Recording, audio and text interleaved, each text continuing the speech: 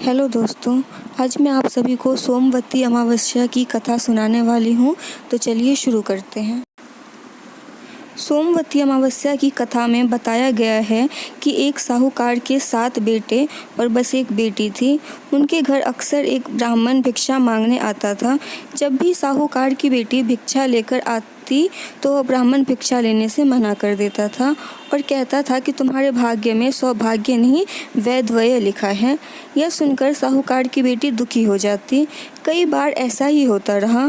तो एक दिन साहूकार की बेटी ने अपनी माँ को सारी बात बता दी, कैसे एक ब्राह्मण भिक्षा मांगने आता है और उसके भिक्षा लेने से मना कर देता है। साहूकार की पत्नी ने अपनी बेटी से कहा कि अगली बार जब वह भिक्षुक आए तो मुझे बताना। एक दिन वह भिक्षुक द्वार पर आया। उस समय साहूकार की पत्नी दरवाजे से पीछे छुपकर सब बातें सुनने लगी। वही हुआ जैसा हमेशा होता रहा था। भिक्षुक ने भिक्षा लेने से मना कर दिया और कहा कि तुम्हारे भाग्य में सुहाग नहीं विधवा होना लिखा है।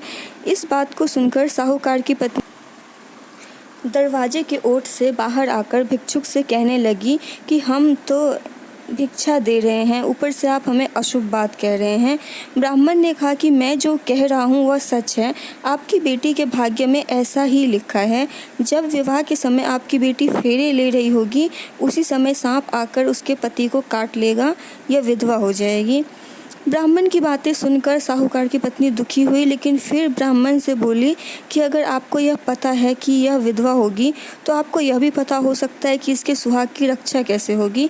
साहूकार की पत्नी के ऐसा पूछने पर ब्राह्मण ने कहा कि यहाँ से काफ़ी दूर एक गांव है जहाँ पर एक सोना धोबिन रहती है। वह हर सोमवती अमावस्या को व्रत रखती है। उसके सुहाग अटल है। अगर वह आकर अपना सुहाग आपकी बेटी को देगी तो इसका वैधव्य टल सकता है। ब्राह्मण की बात सुनकर साहूकार की पत्नी ने ब्राह्मण को धन्यवाद किया और वह सोना धोबिन की तलाश में निकल गई। एक दिन वह बहुत धूप की वजह से एक पीपल की छाया में बैठकर सुस्ता रही थी। तभी उसने देखा कि एक सांप आया, उस पीपल के पेड़ पर गरुड़ के बच्चों को खाने के लिए पेड़ पर चढ़ने लगा।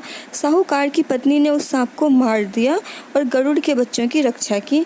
इतने में गरुड़ भी वहां आ गया और देखा कि आसपास खून फैला है।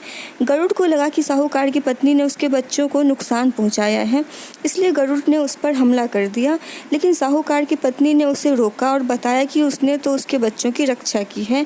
गरुड़ ने जब इस सच को जाना तो उसने कहा कि तुमने मेरे बच्चों की रक्षा की है, इसलिए बताओ कि मैं कैसे तुम्हारी मदद कर सकता हूँ। साहूकारनी ने तब गरुड़ को बताया कि वह सोना धोबिन की तलाश में निकली है, अगर वह उसे वहाँ तक पहुँचा दे तो बहुत उपकार होगा। साहूकारनी को गरुड़ ने सोना धोबिन के गांव पहुंचा दिया। सोना धोबिन के 7 बेटे और बहुएं थी, लेकिन बहुओं में घर के काम को लेकर कहासुनी होती रहती थी। साहूकारनी को एक उपाय सूझा और वह हर रात जब सभी लोग सो जाते तो सोना धोबिन के घर में चुपके से चली जाती और घर का काम करके निकल जाती। कई दिनों तक ऐसा चला तो एक दिन सोना धोबिन छुप कर बैठ गई और सब कुछ देख लिया।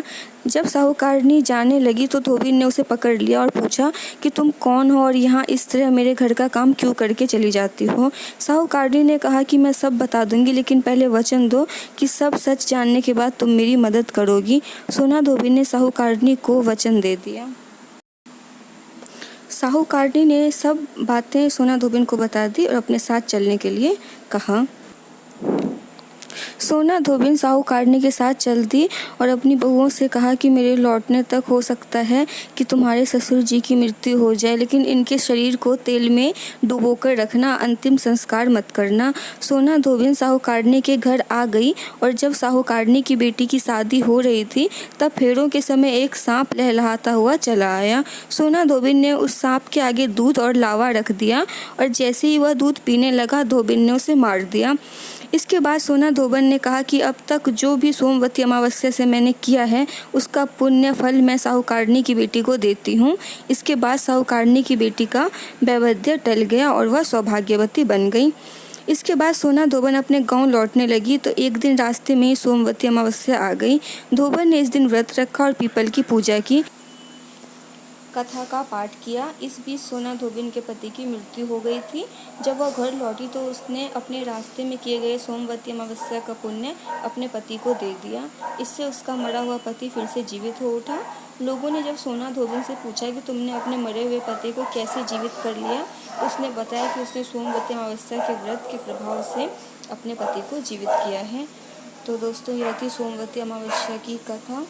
उम्मीद है आप लोगों को पसंद आई होगी। तो कृपया करके मेरे चैनल को सब्सक्राइब करें, वीडियो को लाइक एंड शेयर करें। धन्यवाद।